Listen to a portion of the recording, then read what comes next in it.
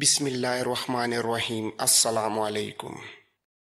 سکندر انتہائی تیز رفتاری سے سفر کرتا اور خفیہ راستوں کو اختیار کرتا ہوا سلطانی لشکرگاہ تک جا پہنچا۔ سکندر نے چند کوس پہلے شام ڈلنے اور رات اترنے کا انتظار کیا۔ آدھی رات کے قریب سکندر اپنے ساتھیوں سمیت سلطانی لشکر کے خیموں تک آ پہنچا۔ یہاں سکندر نے اپنے دستے کو ایک حصار کی صورت میں اپنے گرد پھیلایا اور خود سلطان کے رئیس الافندی میر منشی کے خیمے میں گھس گیا۔ رئیس الافندی خواب خرگوش کے مزے لوٹ رہا تھا کہ سکندر کی تلوار اس کی گردن پر جا ٹکی۔ سکندر نے تلوار کی نوک سے اس کی گردن پر ٹوکا دیا تو رئیس الافندی اچھل کر اٹھ بیٹھا۔ اس کی آنکھ کھلی تو موت کو اپنی گردن پر سوار دیکھا۔ رئیس الافندی کو صورتحال کی سمجھ آئی تو اسے سکندر کی پھنکار سنائی دی۔ رئیس الافندی، ہم تمہیں حکم دیتے ہیں کہ ابھی اور اسی وقت البانیہ کے صوبیدار کے نام شاہی مکتوب لکھو۔ اسے لکھو کہ سکندر بیگ کو جو سلطان کی طرف سے بطور واسرائے تمہارے پاس پہنچا ہے، البانیہ کے دارالسلطنت اور تمام علاقے کا چارج دے دو۔ رئیس الافندی کے پیروں تلے سے زمین نکل گئی۔ وہ سوچ بھی نہیں سکتا تھا کہ سلطان کا چہیتا سکندر بیگ اس حد تک جا سکتا ہے۔ رئیس الافندی کو اپنے کانوں پر یقین نہ آیا، چنانچہ اس نے ذرا سا تعمیل کیا۔ سکندر نے فوراً تلوار کی نوک پر زور بڑھا دیا۔ رئیس الافندی کی گنگی بند گئی۔ اس نے فوراً حکم کی تعمیل کرنے کا اشارہ کیا تو سکندر نے تلوار ہٹا لی۔ رئیس الافندی ہامتے کامتے اٹھا اور جلدی جلدی سلطانی حکم نامہ لکھنے لگا۔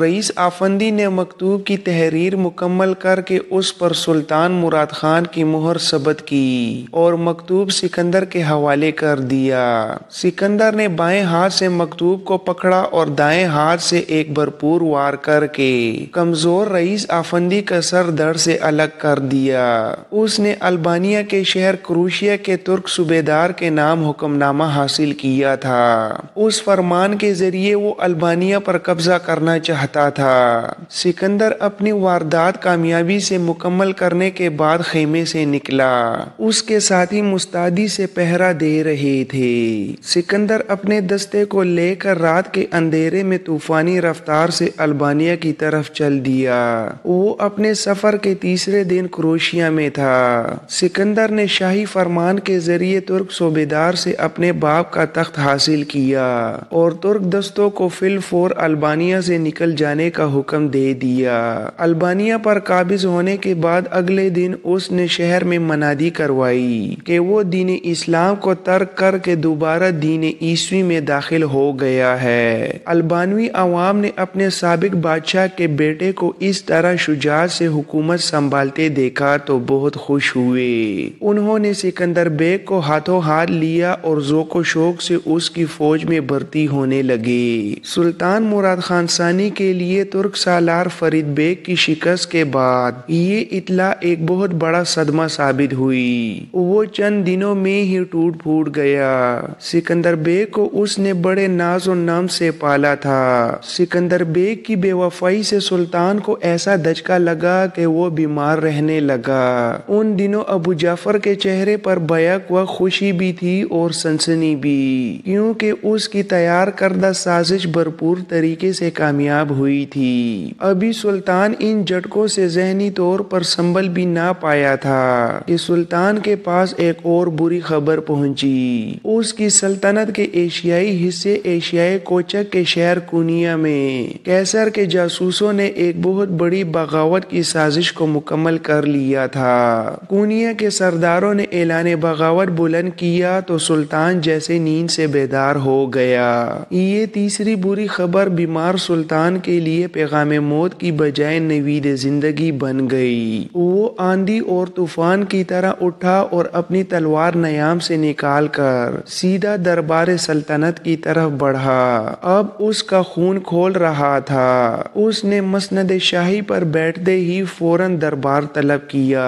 खासादार दौड़ते चले गए और चंद लम्हों बाद उस्मानी दरबार में तमाम बड़े बड़े वजीर, उमरा और सालार जमा हो गए। उस दिन हर शख्स के चेहरे पर तजस्सुस साफ देखा जा सकता था। दरबार में इस कदर सन्नाटा था कि सुई गिरने की आवाज भी सुनी जा सकती थी। सुल्तान यखलकत अपनी तलवार जमीन पर टिका कर उठ खड़ा हुआ और शेर की तरह गरज कर बोला, अमाइदीन सल्तनत, वुज़ुरा, उमरा और सिपाहियों, हमारे पास पे दर पे बुरी खबरें पहुंच रही हैं। सबसे पहले शाह सर्बिया ने बगावत की थी, जिसकी सजा हम उसे दे चुके हैं और मैदान जंग में ईसाई लश्कर के 70,000 सिपाहियों को कैद करके उन्हें नाफरमानी की सजा भी दे चुके हैं। ये बात आप सब लोग जानते हैं, लेकिन अब फिर सिर्फ 3 साल के अंदर अंदर यूरोप के तमाम ईसाई होनियांडे के परचम तले जमा हो चुके हैं। उन्होंने हमारा सूबा ट्रांसुल्यूनिया हमसे छीन लिया है और हमारे बहादुर जर्नेल फरीद बेग और उसके बेटे को शहीद कर दिया है। कीना परवर ईसाइयों ने इसी पर बस नहीं किया, बल्कि वो अपनी जियाफत में तुर्क कैदियों की गर्दनें काट कर अपनी बुजदिली और बदफितरती का सबूत देते रहे हैं। और फिर आप सब जानते हैं कि हमारे लिए सिकंदर की बेवफाई भी एक जांग का खबर थी। लेकिन याद रखिए कि सुल्तान मामूली हादसा से दिल गिरफ्तार नहीं हुआ करते।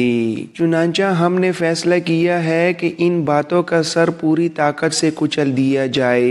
पहले हम अपने फैसले पर अमल दरामद में किस कदर देर कर रहे थे, लेकिन हमें अभी अभी इत्ला मिली है कि एशियाई कोचक में हमारे शहर कोनिया के सरदारों ने सल्तनत उस्मानिया के खिलाफ बगावत कर दी है। लिहाजा हमने फिलफोर बैक वक्त 2 लश्करों के कूच का फैसला किया है। एक 80,000 अफवाज पर मुश्तमिल लश्कर शहाबुद्दीन पाशा की सरकर्दगी में यूरोप की जानिब रवाना होगा और दूसरा लश्कर लेकर मैं खुद कोनिया की बगावत का खात्मा करने के लिए एशियाई कोचक की तरफ जाऊंगा। चुनांचा तमाम सालारों, सिपाहियों और अमाइदीन सल्तनत को ये हुक्म दिया जाता है कि अभी और इसी वक्त से इन दोनों लश्करों की तैयारी में मसरूफ हो जाएं। सुल्तान मुश्तइल था। उसने जज्बात में पूरी तकरीर कर डाली। वो अपनी बात खत्म करके मसनद शाही पर बैठ गया।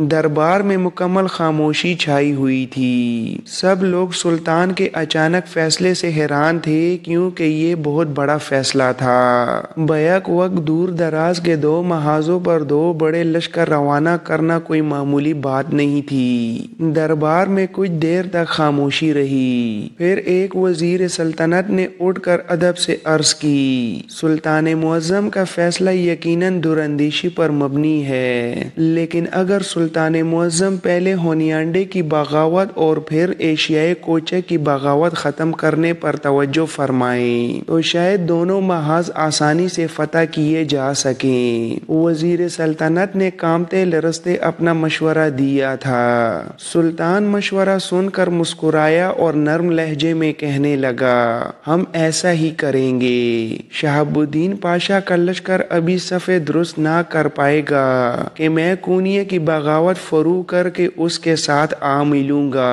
वजीर सल्तनत सुल्तान का जवाब सुनकर मुतमईन हो गया। अब सुल्तान के चेहरे की सख्ती दूर हो चुकी थी और दरबार में मौजूद लोग हालात हाजरा पर खुसर फुसर करने लगे थे। इतने में सुल्तान की खास फौज येनीचेरी का सिपहसालार आगे बढ़ा और मुअद्दब लहजे में सुल्तान से मुखातिब हुआ, सुल्तान मुअज्जम, मेरे लिए क्या हुक्म है? सुल्तान ने जवाब दिया, तुम भी शहाबुद्दीन पाशा के परचम तले यूरोप की मुहिम पर जाओगे। मेरे हमरा येनीचेरी के सिर्फ 5,000 सिपाही चलेंगे, जबकि बाकी दूसरी फौज होगी। सुल्तान की बात मुकम्मल हुई तो सिपहसालार फिर बोला, सुल्तान मुअज्जम के हमरा येनीचेरी के कौन से 5,000 दस्ते को मुकर्रर किया जाए? सुल्तान ने कुछ देर खामोशी से सोचा और फिर अचानक उसके चेहरे पर चौंकने की सी कैफियत کیفیت پیدا ہوئی اور اس نے حکم دیا، وہ عرب نوجوان کہاں ہے جس نے تہوار والے روز سکندر بیگ کو شکست دی تھی؟ اسے فوراً بلاؤ اور ہمارے ہمراہ تیاری کا حکم دو۔ ینیچری کے سپہ سالار نے تعمیل کے انداز میں سر ہلایا اور پیچھے ہٹ گیا۔ اس کے بعد کئی گھنٹے تک دربار میں لشکروں کی روانگی سے متعلق بات چیت ہوتی رہی۔ اس دوران قاسم بن ہشام کو بھی بلوا لیا گیا تھا۔ قاسم سلطان کے سامنے نمودار ہوا تو اس نے سلطان کی توجہ اپنی طرف کھینچ لی۔ سلطان نے قاسم کو اپنے سامنے طلب کیا اور کہا، قاسم بن ہشام، تم ہمارے ساتھ پرسوں الصبح کونیا کی مہم پر روانہ ہو رہے ہو۔ تمہیں اس سلسلے میں کچھ کہنا ہو یا تمہیں کسی چیز کی ضرورت ہو تو بلا تعمیل کہہ سکتے ہو۔ قاسم نے ادب سے سلطان کی بات سنی اور کہا، سلطان معظم، آپ کے زیر سایہ مجھے کسی چیز کی ضرورت نہیں۔ آپ کی ہمرکابی میں جہاد کرنا میرے لیے زندگی کی سب سے بڑی سعادت ہے۔ آپ مجھے پرسوں الصبح سارے لشکر سے پہلے پائیں گے۔ البتہ قاسم نے کچھ کہنا چاہا لیکن جھجک گیا۔ وہ پہلی بار کسی سلطان کے دربار میں حاضر ہوا تھا، یہی وجہ تھی کہ الفاظ اس کی زبان پر اٹک رہے تھے۔ سلطان نے فوراً کہا، ہاں ہاں کہو، تم کیا کہنا چاہتے ہو؟ قاسم نے جھجکتے ہوئے زبان کھولی، سلطان معظم، میں صرف ایک عاجزانہ سا مشورہ پیش کرنا چاہتا ہوں۔ سلطان معظم ایک لشکر سالار شہاب الدین پاشا کی سرگردگی میں یورپ کی جانب روانہ کر رہے ہیں اور خود ایشیائی کوچک کی مہم پر روانہ ہونا چاہتے ہیں۔ مجھے اندیشہ ہے کہ ادرنا کو خالی کر دینے سے قیصر قسطنطنیہ کو یہاں اپنی ریشہ دوانیوں کا کھلا موقع مل جائے گا۔ میں محسوس کر رہا ہوں کہ ادرنا میں بعض خفیہ ہاتھ سلطان معظم کے خلاف سازش میں مصروف ہیں۔ یہ وہی ہاتھ ہیں جنہوں نے سکندر بیگ کو بغاوت کے لیے تیار کیا۔ سلطان قاسم کی بات سن کر چونک گیا۔ اس کی آنکھوں میں چیتے جیسی چمک نظر آئی اور وہ اپنی مسند پر سنبھل کر بیٹھ گیا۔ اس کی آنکھیں قاسم پر جمی ہوئی تھیں اور وہ کوئی اہم بات سوچ رہا تھا۔ تھوڑی دیر بعد سلطان نے کہا، قاسم بن ہشام، ہم تمہاری بصیرت کی داد دیتے ہیں۔ یہاں ہمارے پرانے اور دانشمند ساتھی بھی موجود ہیں، لیکن تم نے ان سب سے زیادہ اپنی آنکھیں کھلی رکھیں۔ ہم نے ابھی فیصلہ کیا ہے کہ ہم تمہیں اپنے ہمراہ کونیا لے کر نہیں جائیں گے۔ ہم تمہیں اپنے پیچھے ادرنا میں شاہی سراغ رساں مقرر کرتے ہیں۔ ہمیں خود بھی شک تھا کہ سکندر بیگ کے پیچھے قیصر قسطنطنیہ کا ہاتھ ہے، لیکن ہمارا دھیان اس طرف نہ گیا کہ ادرنا میں کسی سازش پر نظر رکھی جائے۔ ہم تم سے بہت خوش ہیں اور تمام ذمہ دار افراد حکومت کو حکم دیتے ہیں کہ وہ ضرورت پڑنے پر تمہارے ساتھ بھرپور تعاون کریں۔ قاسم کے لیے سلطان کا یہ فیصلہ بھی غیر متوقع تھا۔ پہلے روز قاسم کو 5000 سالار مقرر کرنے کا سلطانی فیصلہ بھی عجیب تھا۔ قاسم نے سوچا، بادشاہ ایسے ہوتے ہیں جو ہر آن غیر متوقع فیصلے کر سکتے ہیں۔ اب قاسم کے پاس سلطان سے کہنے کے لیے مزید کچھ نہ تھا۔ قاسم نے تعمیل میں سر جھکایا تو سلطان پھر بولا، تم ہم سے دربار کے بعد تخلیے میں ملو، ہم کچھ اور ضروری باتیں بھی تم سے کرنا چاہتے ہیں۔ قاسم نے دوبارہ تعمیل میں سر جھکایا اور ایک طرف ہٹ گیا۔ دربار برخاست ہوا تو دربان خاص قاسم کو قیصر سلطانی کے دروازے تک لے گئے۔ یہاں خادم خاص نے قاسم کو وصول کیا اور اپنے ہمراہ لے کر سلطانی رہائش گاہ کی طرف چل دی۔ یہ قیصر یلدرم تھا۔ لمبی لمبی راہداریاں شیشہ و سنگ سے آراستہ و بے راستہ تھیں۔ گلستان شاہی میں رنگ برنگے فوارے نصب تھے۔ قاسم دیوان خاص میں داخل ہوا تو سامنے شاہی لباس میں ملبوس ایک خوبصورت نو عمر لڑکا کھڑا تھا۔ یہ شہزادہ محمد تھا، سلطان معظم کا فرزند دوم۔ سلطان کے بڑے بیٹے کا نام شہزادہ علاؤالدین تھا۔ شہزادہ محمد نے مسکراتے ہوئے قاسم کا استقبال کیا تو خادم خاص ایک طرف ہٹ کر کھڑی ہو گئی۔ شہزادہ محمد بے تکلفی کے ساتھ قاسم سے بغل گیر ہوا اور پھر ہنستے ہوئے کہنے لگا، میں تہوار والے روز آپ کی شمشیر زنی سے بہت متاثر ہوا اور میں اسی روز سے آپ کی ملاقات کا خواہاں تھا۔ آج آپ کے آنے کا سنا تو میں آپ سے ملنے کے لیے چلا آیا۔ آپ سلطان معظم سے ملنے کے بعد میرے پاس ضرور تشریف لائیے گا۔ میں اپنے کمرہ خاص میں آپ کا انتظار کروں گا۔ قاسم کو شہزادہ محمد بہت پسند آیا۔ قاسم نے شہزادہ محمد کے ساتھ وعدہ کیا کہ وہ واپسی پر اس سے ضرور ملے گا اور پھر قاسم خادم خاص کی رہنمائی میں سلطان مراد خان ثانی کے سامنے حاضر ہوا۔ سلطان نے قاسم کو شفقت سے اپنے قریب نشست پر بٹھایا اور خادم خاص کو قاسم کی تواضع کرنے کا حکم دیا۔ یہ سلطان کا کمرہ ملاقات تھا۔ چاروں طرف اونچی نشستیں رکھی تھیں۔ کمرے کی دیواروں پر سلطنت عثمانیہ کے بہترین خطاطوں اور موروں کے فن پارے آویزاں تھے۔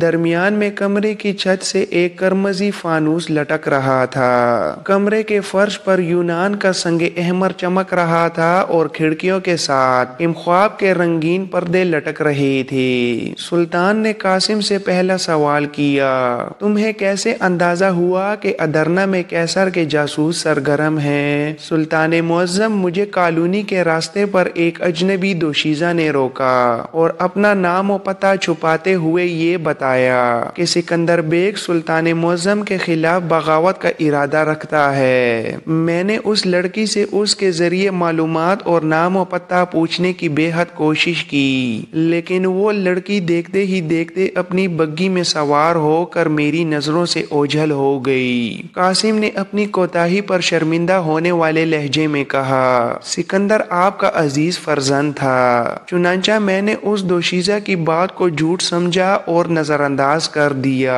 سلطان کی آنکھیں حیرت سے پھٹی ہوئی تھیں۔ اس نے بڑی بے صبری کے ساتھ قاسم سے پوچھا، یہ کب کی بات ہے؟ سکندر کے روانہ ہونے سے پہلے کی یا بعد کی؟ یہ سکندر کے روانہ ہونے سے بعد کی بات ہے۔ اچھا۔ سلطان نے قاسم کی بات سن کر تفہیمی انداز میں سر ہلایا اور پھر کہا، اس کا مطلب ہے کہ واقعی سکندر بیگ پہلے سے غدار تھا اور یہ بھی یقینی ہے کہ یہاں ادرنا میں قیصر کے جاسوس موجود ہیں۔ اچھا، اس کے علاوہ تم اور کیا جانتے ہو؟ قاسم نے کس قدر جھجکتے ہوئے جواب دیا، اس کے علاوہ میری نظر ینیچری کے چند سالاروں پر بھی ہے جن کے بارے میں مجھے شک ہے کہ وہ باغیانہ خیالات کے مالک ہیں، اور چند دیگر اشخاص بھی میرے خیال میں مشکوک ہیں، لیکن ابھی تک میرے سامنے صحیح صورتحال واضح نہیں۔ اب جب کہ آپ نے میری ذمہ داری ہی یہی مقرر کر دی ہے تو میں انشاءاللہ سر دڑ کی بازی لگا کر بھی اس سازش کا کھوج نکال لوں گا۔ بہت خوب، ہمیں تم سے یہی توقع ہے۔ ہم چاہتے ہیں کہ کونیا سے واپس آئیں تو ہمیں قیصر کے جاسوسوں کے پکڑے جانے کی خوشخبری سناؤ۔ پہلے ہم کونیا سے سیدھا یورپ روانہ ہونے کا ارادہ رکھتے تھے، لیکن اب ہم نے فیصلہ کیا ہے کہ ہم ایک بار کونیا سے ادرنا واپس آئیں گے اور غداروں کو عبرتناک سزا دیں گے۔ ہم تمہارے تعاون کے لیے اپنے خفیہ محکمے کے سربراہ بہرام کو بھی مقرر کر دیں گے اور کوتوال شہر کو بھی ہدایات جاری کر دیں گے۔ قاسم نے کچھ سوچتے ہوئے سلطان سے کہا، سلطان معظم، آپ نے سر دربار مجھے شاہی سراغ رساں مقرر فرمایا ہے، اس سے یقیناً ادرنا میں مصروف جاسوسوں کو میرے بارے میں خبر ہو جائے گی اور وہ محتاط ہو جائیں گے۔ میں چاہتا ہوں کہ آپ بہرام خان اور کوتوال شہر کو میرے بارے میں ہدایات جاری نہ کریں۔ میں چاہتا ہوں کہ اپنے دشمنوں کو بے خبری کے عالم میں پکڑوں۔ سلطان مراد خان ثانی درویش فطرت انسان تھا اور ایک بہادر سپاہی تھا، اسے اس طرح گھناؤنی سازشیں نہ آتی تھیں، لیکن سلطنت کے علماء اور دانشور سلطانی بصیرت و تدبیر کے قائل تھے۔ سلطان نے غالباً اپنی دوراندیشی کا ثبوت دیتے ہوئے بہرام کوتوال شہر کو بتانا چاہا، لیکن قاسم نے اسے منع کر دیا۔ اس نے قاسم کے مشورے کو فوراً لیا۔ اس کے بعد دیر تک قاسم اور سلطان غداروں کی چھان بین کے موضوع پر بات کرتے رہے۔ کافی دیر بعد جب قاسم سلطان سے ملاقات کر کے لوٹا تو شہزادہ محمد کمرے میں اس کا منتظر تھا۔ وہ قاسم کو دیکھتے ہی اس کا استقبال کرنے کے لیے آگے ہوا۔ اسے اپنے قریب مسحری پر بیٹھنے کا اشارہ کیا۔ محترم قاسم بن ہشام، اس دن مقابلے کے دوران اگر ہماری کنیز کی بیٹی تمہیں بروقت خبردار نہ کر دیتی تو سکندر آپ کا سر قلم کر چکا تھا۔ شہزادہ محمد کی بات سن کر قاسم حیرت سے اچھلا۔ کنیز؟ کون کنیز اور کون سی بیٹی؟ میں آپ کی بات سمجھا نہیں شہزادہ حضور۔ شہزادہ محمد قاسم کی بات سن کر مسکرا دیا اور ہنس کر کہنے لگا، کیا آپ کو یاد نہیں کہ مقابلے کے دوران آپ جب منصفے کے پاس کھڑے تھے اور تماشائیوں کی جانب دیکھ رہے تھے تو آپ کے عقب سے سکندر نے خطرناک وار کیا تھا؟ اس وقت آپ کو خبردار کرنے والی آواز سکندر بیگ کی البانوی کنیز کی بیٹی مارسی کی تھی۔ قاسم حیرت کے سمندر میں غوطے کھا رہا تھا۔ اس نے کس قدر معصومیت سے کہا، آواز تو نہیں تھی، البتہ ایک چیخ سی میں نے سنی تھی، لیکن مجھے یہ اندازہ نہ ہو سکا کہ وہ چیخ کس طرف سے آئی تھی۔